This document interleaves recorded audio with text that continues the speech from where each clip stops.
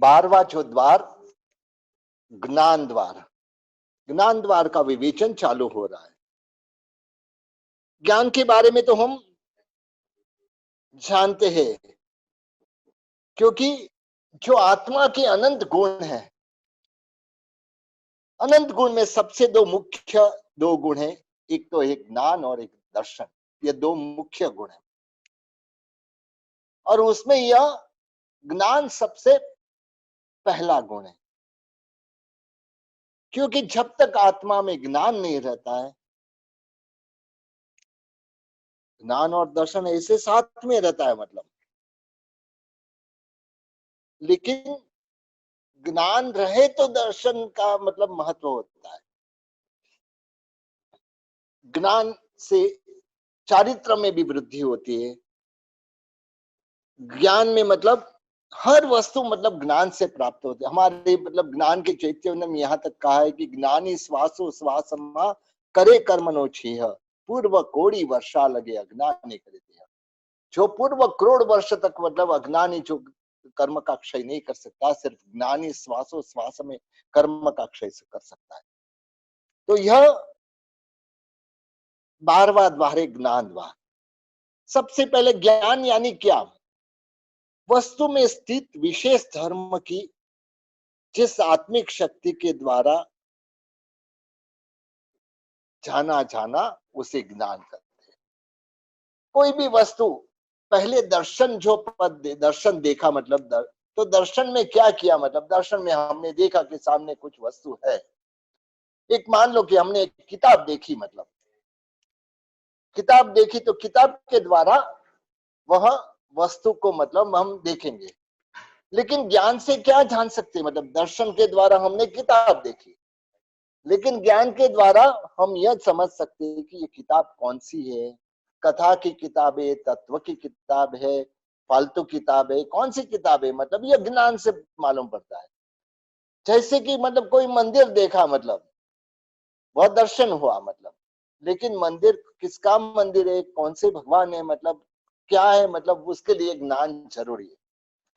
तो इसके लिए दर्शन, दर्शन यानी सामान्य उपयोग, और ज्ञान यानी जो जिसमें विशेष धर्म मतलब जिसमें मालूम पड़ता है, वह विशेष धर्म जानने की जो आत्मा की शक्ति है वह ज्ञान है। ज्ञान 5 प्रकार के हैं: मति ज्ञान, श्रुत ज्ञान, अवधि ज्ञान, मनः पर्योग ज्ञान और केवल ज्ञान।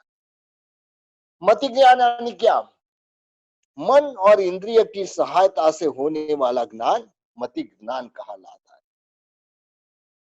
मन और इंद्रिय, ये दोनों की सहायता से जो ज्ञान होता है वह मति ज्ञान।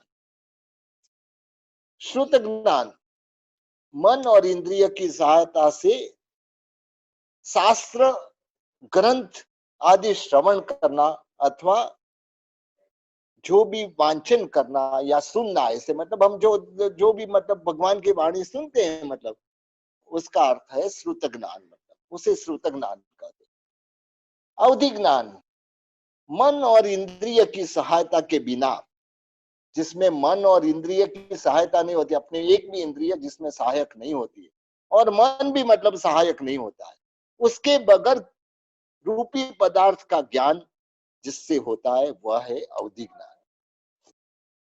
मन पर्योग ज्ञान, मन और इंद्रिय की सहायता के बिना, इसमें भी मतलब मन और इंद्रिय की सहाय नहीं रहती है, उसके भी बिना ढाई द्वीप में रहे हुए सन्नी पंचेंद्रिय जीवों के, जो मन वाले जीव है, मतलब सन्नी पंचेंद्रिय यानी मन वाले जीव, उनके मन के विचारों को आत्मिक शक्ति के द्वारा जानना, यह है मन पर्योग ज्ञान। और केवल ज्ञान यानी मन और इंद्रिय की सहायता के बिना समस्त रूपी और अरूपी द्रव्य, क्षेत्र, काल और भाव एक साथ में जानने वाली आत्मिक शक्ति को केवल ज्ञान कहते हैं। अब मतलब एक साथ में कितने ज्ञान हो सकते हैं? मतलब एक साथ में मतलब एक ज्ञान होता है। कौन सा ज्ञान होता है? केवल ज्ञान। एक साथ में एक ज्ञान होता है तो केवल ज्ञान ही होता है, क्योंकि केवल ज्ञान ऐसा ज्ञान है जिसमें बाकी के सब ज्ञान उसी में समा जाते हैं।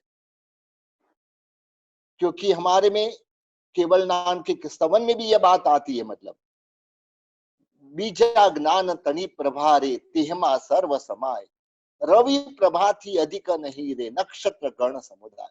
जो बाकी का जो प्रकाश है, मतलब जब सूर्य का उदय होता है, मतलब बाकी के सब प्रकाश उसी में समा जाते हैं। तो इस तरह से जिसको केवल ज्ञान होता है उसको बाकी की ज्ञान मतलब बहुत जरूरत में, क्योंकि उनको केवल ज्ञान के द्वारा सब पदार्थ को जानने की शक्ति होती है। तो जब एक ज्ञान होता है तब केवल ज्ञान होता है, जब दो ज्ञान होता है तो मति और श्रुत ज्ञान होता है, तीन ज्ञान जब होता है तब मति ज्ञान, श्रुत ज्ञान और अवधि ज्ञान होता है, या मति ज्ञान, श्रुत ज्ञान और मन प्रयोग ज्ञान होता है। ये दोनों हो सकते हैं, मतलब मति ज्ञान, श्रुत ज्ञान और मन प्रयोग ज्ञान भी हो सकता है, मति ज्ञान, श्रुत ज्ञान और अवधि ज्ञान भी हो सकता है। चार ज्ञान होता है तब मति ज्ञान, श्रुत ज्ञान, अवधि ज्ञान और मन प्रयोग ज्ञान, ये चार ज्ञान एक साथ में हो सकते। पांच ज्ञान एक साथ कभी नहीं हो सकते, मतलब क्योंकि केवल ज्ञान में बाकी के सब ज्ञान समा जाते हैं। तो इसके लिए या तो एक ज्ञान होता है, या दो ज्ञान होता है, या तीन ज्ञान होता है, या चार ज्ञान होता है। पांचों ज्ञान में मतलब परोक्ष ज्ञान कौन से, जो आत्मा की साक्षी नहीं है, मतलब ऐसे परोक्ष, यानी कोई कुछ ना कुछ पद इंद्रिय के द्वारा या मन के द्वारा, तो ये दो ज्ञान है, मति ज्ञान और श्रुत ज्ञान। पांचों ज्ञान में जो प्रत्यक्ष आत्म साक्षी प्रत्यक्ष ज्ञान कौन सा है, तो यह अवधि ज्ञान और मन प्रयोग ज्ञान और केवल ज्ञान, ये तीनों ज्ञान जो आत्मा के साक्ष्य पे होते, मतलब परोक्ष ज्ञान जिसमें मतलब मन और इंद्रिय की सहायता होती है, और प्रत्यक्ष ज्ञान में मन इंद्रिय की सहायता के बिना का आत्मा को साक्षात होने वाला ज्ञान, उसको प्रत्यक्ष ज्ञान कहते हैं। अभी हम तीर्थंकर के आधार से मतलब ये पांचों ज्ञान का को समझेंगे। तीर्थंकर परमात्मा जब माता के गर्भ में आते हैं तब उनको तीन ज्ञान होते हैं, मति ज्ञान, श्रुत ज्ञान और अवधि ज्ञान। वैसे ही मतलब जब दीक्षा लेते हैं, मतलब दीक्षा के समय ही उनको चौथा मन प्रयोग ज्ञान उत्पन्न होता है, और जब समस्त घाती कर्मों का क्षय करते हैं तब उनको केवल ज्ञान की प्राप्ति होती है। अब हमको मतलब थोड़ा ऐसे भी समझना है कि ज्ञान का यह क्रम क्यों है, मतलब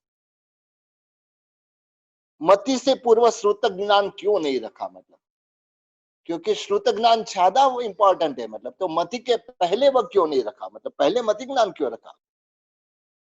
श्रुत ज्ञान जब जीव को होता है वह मति पूर्वक ही होता है, या तो मति रहनी चाहिए उसके बाद में श्रुत ज्ञान होता है। तो इसके लिए मतम प्रथम स्थान मति ज्ञान को दिया गया। श्रुत ज्ञान होने से पूर्व मति ज्ञान अवश्यमेव होता है, परंतु मति ज्ञान होने के बाद श्रुत ज्ञान हो भी सकता है, नहीं भी हो सकता है। और मति और श्रुत ज्ञान दोनों को पास में क्यों रखे, मतलब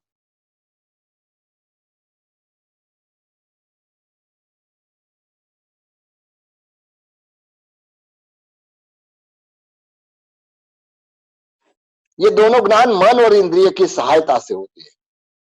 दोनों ज्ञान परोक्ष ज्ञान है, मतलब दोनों ज्ञान समस्त सम्यक जीवों में पाए जाते हैं। सम्यक जीव जब मिथ्यात्व की प्राप्त होता है तब वह जो मति ज्ञान रहता है वह मति अज्ञान हो जाता है, और श्रुत ज्ञान श्रुत अज्ञान में बदल जाता है, और सम्यक प्राप्ति के समय दोनों अज्ञान ज्ञान में परिवर्तित हो जाते हैं। तो इस तरह से दोनों ज्ञान के विषय में समान है, मतलब तो श्रुत ज्ञान और अवधि ज्ञान साथ साथ क्यों रखा, मतलब दोनों ज्ञानों का विषय रूपी पदार्थ है, क्योंकि श्रुत ज्ञान और अवधि ज्ञान मतलब दोनों का विषय रूपी पदार्थ है। दोनों ज्ञान चारों गति में पाए जाते हैं, श्रुत ज्ञान और अवधि ज्ञान चारों गति में पाए जाते हैं। दोनों ज्ञान अविरतिधर को भी हो सकता है, जो विरतिधर है मतलब उनको तो होता है, मतलब लेकिन अविरतिधर को भी हो सकता है। दोनों ज्ञान का उत्कृष्ट काल साधिक 66 सागरोपम का होता है। मिथ्यात्व में जिस प्रकार मति श्रुत ज्ञान अज्ञान के में बदल जाता है, उसी प्रकार अवधि ज्ञान भी मिथ्यात्व में विभंग ज्ञान के रूप में या अवधि अज्ञान के रूप में या विभंग ज्ञान बोलो, मतलब दो इस तरह से बदल जाता है। श्रुत ज्ञानी की अपेक्षा से अवधि ज्ञानी अल्प होते हैं, इसके लिए श्रुत ज्ञान को पहले रखा और अवधि ज्ञान को बाद में रखा। अवधि ज्ञान और मन प्रयोग ज्ञान को क्यों पास पास में रखा? दोनों ज्ञान प्रत्यक्ष ज्ञान है, दोनों ज्ञानों में मन और इंद्रिय की आवश्यकता नहीं होती है। दोनों ज्ञान कर्म भूमि पर्याप्त सन्नि पंचेंद्रिय को ही हो सकता है, क्योंकि यह सिर्फ कर्म भूमि पंचेंद्रिय सन्नि पंचेंद्रिय को ही हो सकता है। दोनों ज्ञान का विषय रूपी पदार्थ है, मतलब, और दोनों ज्ञान क्षय श्रमिक ज्ञान कहे गए, मतलब क्षय या उपशम से यह ज्ञान उत्पन्न होते हैं। इसके लिए अवधि ज्ञान और मन प्रयोग ज्ञान को पास में रखा। मन प्रयोग ज्ञान और केवल ज्ञान को साथ साथ क्यों रखा?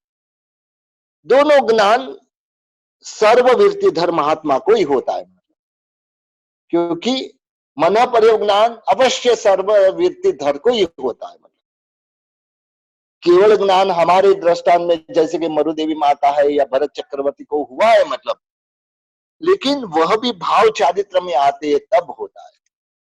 तो इसके लिए दोनों ज्ञान सर्ववृत्ति धर्म महात्मा को ही होता है। फिर दोनों ज्ञानों का प्रादुर्भाव अप्रमत्त अवस्था में ही होता है, मतलब, क्योंकि ये दोनों ज्ञान ऐसे प्रमत्त अवस्था में ये ज्ञान प्राप्त नहीं होता है। जब अप्रमत्त अवस्था रहती है तब ये दोनों ज्ञान होते हैं।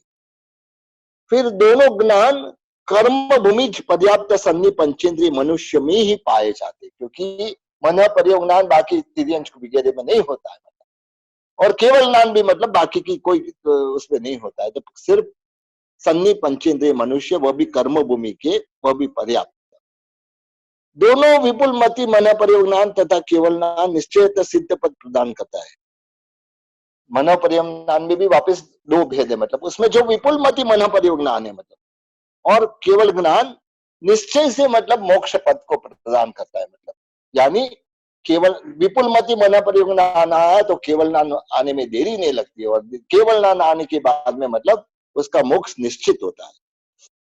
दोनों ज्ञान आत्मा प्रत्यक्ष कहे गए, मतलब क्योंकि यह दोनों ज्ञान भी मतलब इंद्रिय और मन के सहाय के बगैर। पृथ्वी काय अभी मतलब हमको काय की अपेक्षा से जानेंगे, मतलब कि पृथ्वी काय, अपकाय और वनस्पति काय में कितने ज्ञान पाए जाते हैं। सिद्धांत अनुसार पृथ्वी काय आदि तीन में एक भी ज्ञान नहीं होता है। पृथ्वी काय, अपकाय और वनस्पति काय, इसमें मतलब एक भी ज्ञान नहीं होता है। लेकिन कर्म ग्रंथानुसार पृथ्वी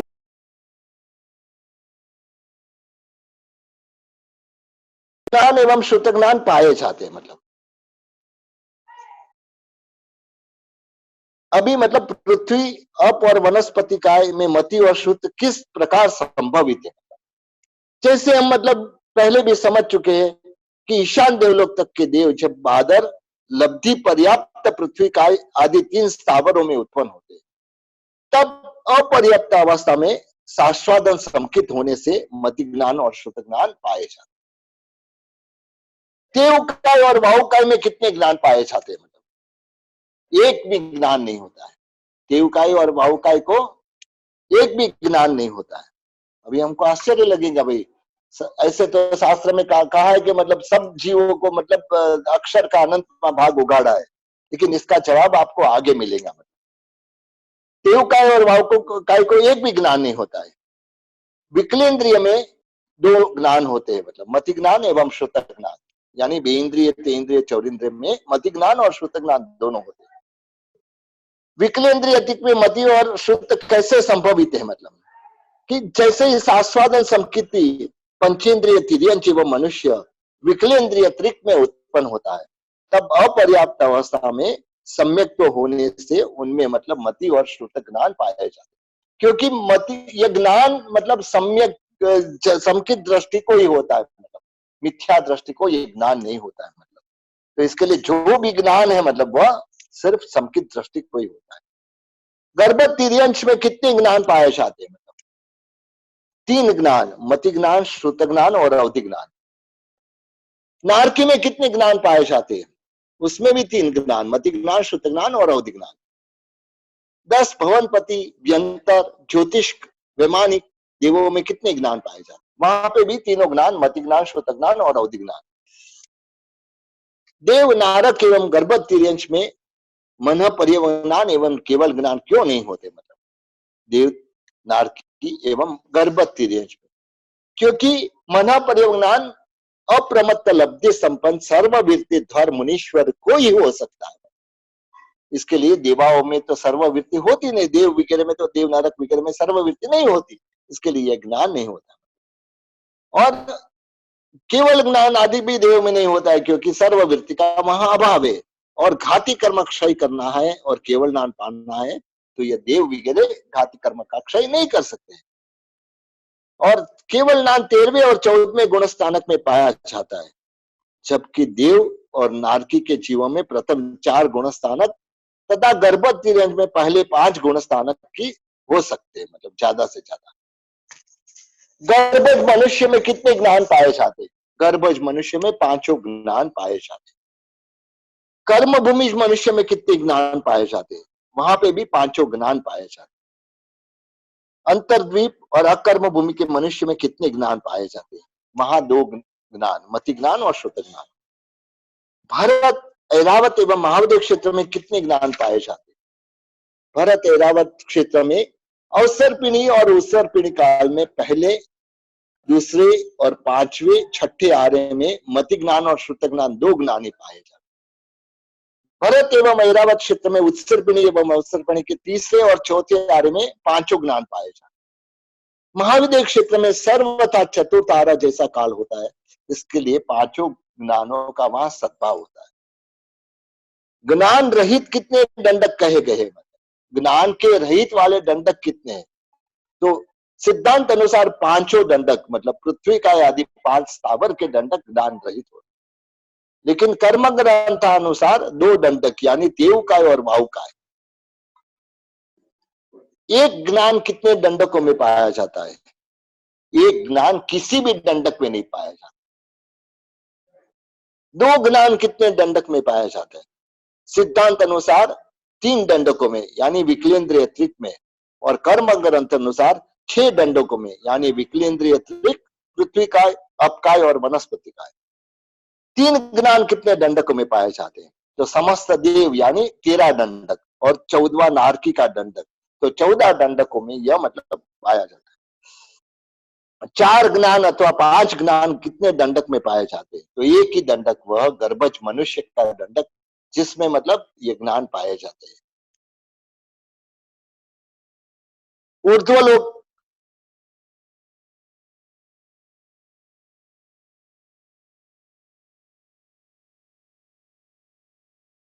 श्रुत ज्ञान कितने दंडकों में पाए जाते हैं?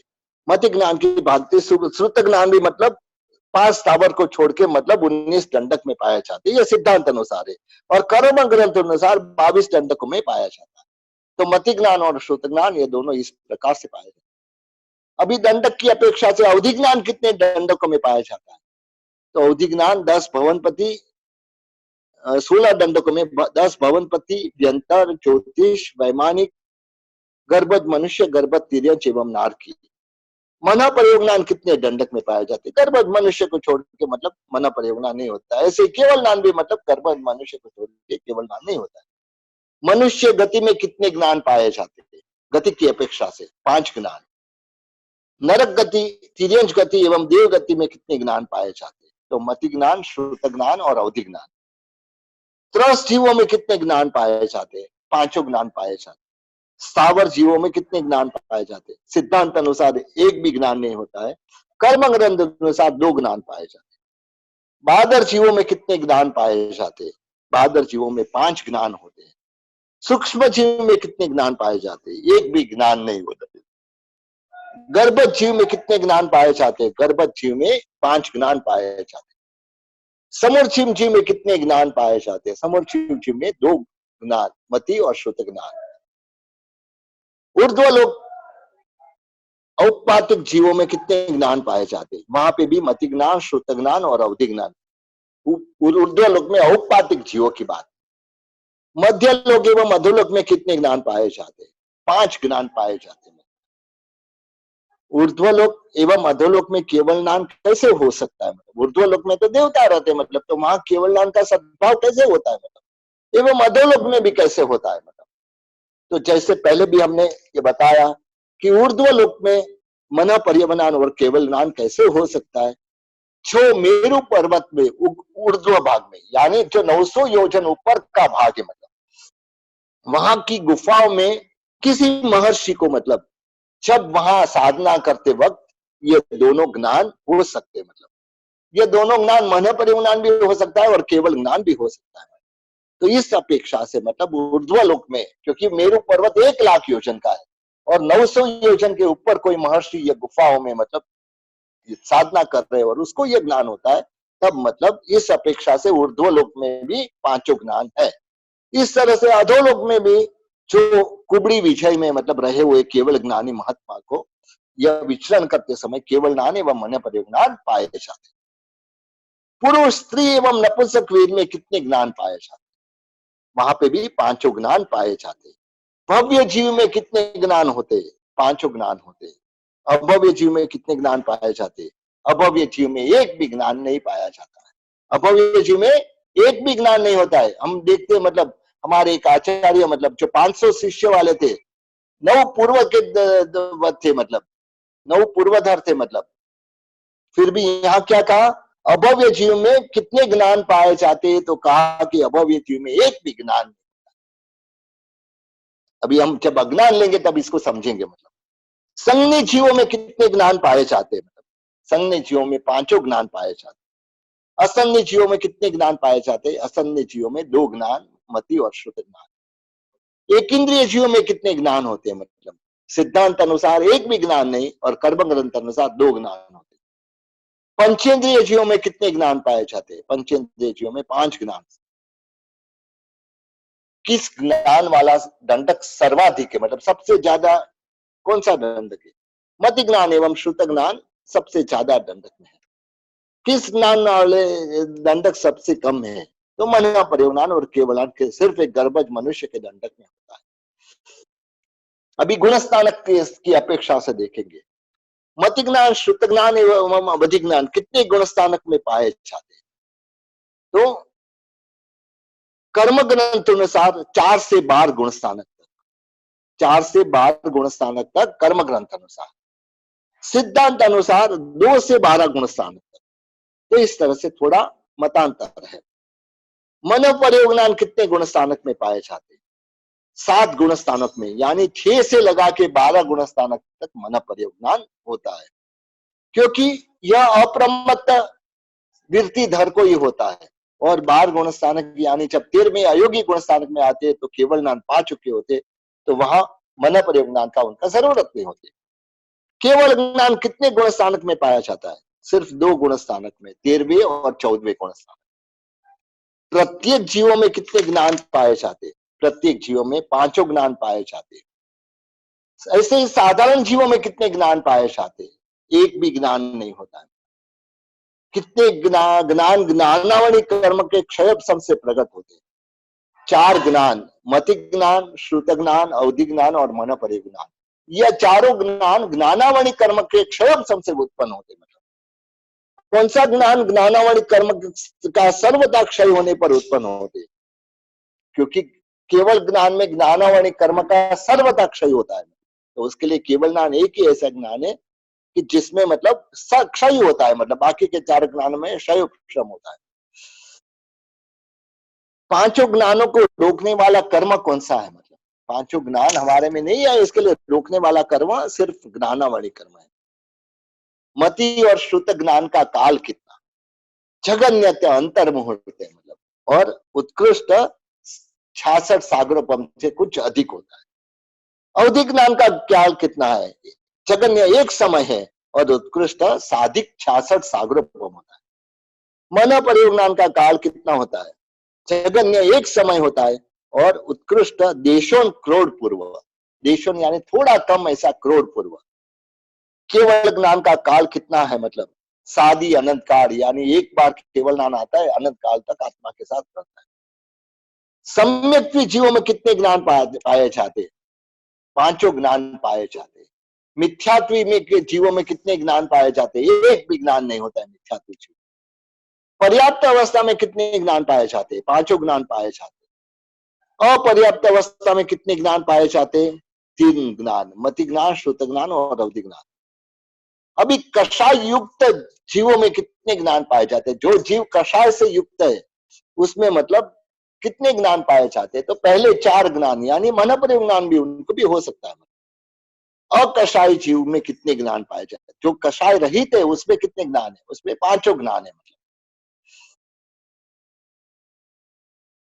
अकषाय जीव में केवल ज्ञान होता है, तो फिर अन्य चार ज्ञान किस प्रकार हो सकता है। मतलब अकषाय जीव दो प्रकार के होते हैं, एक तो छद्मस्त वितराग और एक केवली। मतलब छद्मस्त केवली 11वें व 12वें गुण स्थानक में होने से उनमें ज्ञान, चार ज्ञान हो सकते हैं। मतलब तो इस तरह से अभी 6 षडलेशी जीवों में कितने ज्ञान पाए जाते हैं, जो 6 लेशिया बताई, मतलब वह 6 लेशिया वाले जीव में कितने ज्ञान पाए जाते, लेशिया की अपेक्षा से समझना है। प्रथम 5 अर्थात कृष्ण, नील, कापो, तेजो और पद्म लेशिया वाले जीव में प्रथम 4 अर्थात मति ज्ञान से लगा के मन परिज्ञान तक ज्ञान होते हैं। शुक्ल लेशी जीवों में पाए जाने पांचों ज्ञान पाए जाते हैं, यानी केवल ज्ञान के भी में शुक्ल लेशिया होती है। अलेशिया यानी जो लेशिया रहित जीव में कितने ज्ञान पाए जाते हैं, लेशिया रहित जीव में एक ही केवल ज्ञान होता है। मनोयोग आदि 3 योग में कितने ज्ञान, अभी जो योग की अपेक्षा से देखते हैं कि मनोयोग आदि योग की अपेक्षा से कितने ज्ञान होते हैं, तो मनोयोग आदि पांचों ज्ञान होते हैं। आहारी जीवों में कितने ज्ञान पाए जाते हैं, आहारी जीवों में पांचों ज्ञान पाए जाते, क्योंकि केवल ज्ञानी भी आहार ग्रहण करते हैं। यहाँ हमको आहारी और अनाहारी की अपेक्षा से भी समझाना। अनाहारी जीव में कितने ज्ञान पाए जाते, अनाहारी जीव में मतलब केवली समुद्घात अयोगी दशा में जीव अनाहारी होता है। मतलब क्योंकि केवली समुद्घात जब करता है और अयोगी दशा में जीव अनाहारी होता है, अतः उनमें मन प्रयोगनारिक्त 4 ज्ञान पाए जाते हैं, क्योंकि उस समय अनाहारी होने की वजह से मतलब बाकी के 4 ज्ञान होने में मन प्रयोगनान नहीं होता है, मतलब और बाकी के 4 ज्ञान होता है। अनाहारी जीव में मन प्रयोगनान का अभाव क्यों होता है, अनाहारी जीव में मन प्रयोगनान का अभाव होता है क्योंकि मन प्रयोगनान सिर्फ आहारी जीव को होता है, अनाहारी जीव को नहीं होता है। ज्ञानी ज्ञानी रूप में कितने समय तक रहता है, जो ज्ञानी रहता है वह ज्ञानी के रूप में कितने समय तक रहता है, तो सादी अपर्यवस्थित अनंत काल तक, क्योंकि केवल ज्ञान अपर्यवस्थित होता है। मतलब जो केवल ज्ञान पाते हैं मतलब वह केवली अवस्था में अनंत काल तक रहता है, अनंत काल तक वही से रहता है। और सादी सपर्यवस्थित मतलब यानी जगन्य से अंतर्मुक्त होता है, और साधिक मतलब अधिक से अधिक 66 सागरोपम तक होता है। मतलब तो यह ज्ञान में रहना मतलब तो इसका 66 सागरोपम तक का उत्कृष्ट काल है। मतलब केवल ज्ञान की बात तो अलग ही है, मतलब क्योंकि केवल ज्ञान जब आ जाता है तो उनमें मतलब जब तक अनंत काल तक मतलब आत्मा में केवल ज्ञान होता है। तो इस तरह से 12वां जो ज्ञान द्वार पूरा हुआ, यह ज्ञान द्वार का ही और एक भेद है अज्ञान, क्योंकि आज हम मतलब जो अभी तक समझे मतलब क्योंकि सूक्ष्म जीव में मतलब यह नहीं होता है, बादर जीव में होता है, मतलब यह जो अपेक्षा, क्योंकि उनमें मतलब जो भी सम्यक दृष्टि जीव है उनको ही ज्ञान हो सकता है। मिथ्या दृष्टि जीव में चाहे वह मति ज्ञान हो, चाहे श्रुत ज्ञान हो, चाहे विभंग अवधि ज्ञान हो, वह अज्ञान के रूप में होता है, यानी मति अज्ञान, श्रुत अज्ञान और विभंग ज्ञान के रूप में होता है। तो इस तरह से यह 13वां द्वार यह अज्ञान का है। मतलब सबसे पहले अज्ञान किसको कहते हैं, मतलब वस्तु में स्थित विशेष धर्म को बताने वाली सम्यक्त्व रहित आत्मिक शक्ति को अज्ञान कहते हैं। क्या कि वस्तु में स्थित जो मतलब विशेष धर्म है मतलब वह बताने की शक्ति, लेकिन सम्यक्त्व रहित जो होती है मतलब उसको अज्ञान कहते हैं। अज्ञान कितने प्रकार के? अज्ञान, मति अज्ञान, श्रुत अज्ञान और अवधि अज्ञान यानी विभंग ज्ञान। मति अज्ञान किसे कहते हैं? मन और इंद्रिय की सहायता से वस्तु में स्थित विशेष धर्म की बताने वाली सम्यक्त्व रहित आत्मिक शक्ति को मति अज्ञान कहते हैं। ऐसे श्रुत अज्ञान किसको कहते हैं? मन और इंद्रिय की सहायता से शब्द में छिपे हुए अर्थ को बताने वाले सम्यक्त्व रहित आत्मा शक्ति को श्रुत अज्ञान कहते हैं। अवधि अज्ञान किसको कहते हैं? मतलब यानी विभंग ज्ञान किसको कहते हैं? मन और इंद्रिय की सहायता के बिना रूपी द्रव्य में स्थित विशेष धर्म को बताने वाले सम्यक्त्व रहित आत्मिक शक्ति को अवधि अज्ञान या विभंग ज्ञान कहते हैं। तीन अज्ञान इस क्रम से क्यों रखे? मतलब क्योंकि ज्ञान का कर्म इस तरह है, मतलब पहले मति ज्ञान है, श्रुत ज्ञान है, अवधि ज्ञान है, तो इस तरह से अज्ञान का भी क्रम इसी तरह होता है। मतलब ज्ञान तो 5 कहे गए, मतलब लेकिन अज्ञान क्यों 3 कहे गए? मतलब तो बाकी के 2 ज्ञान में अज्ञान क्यों नहीं होता है?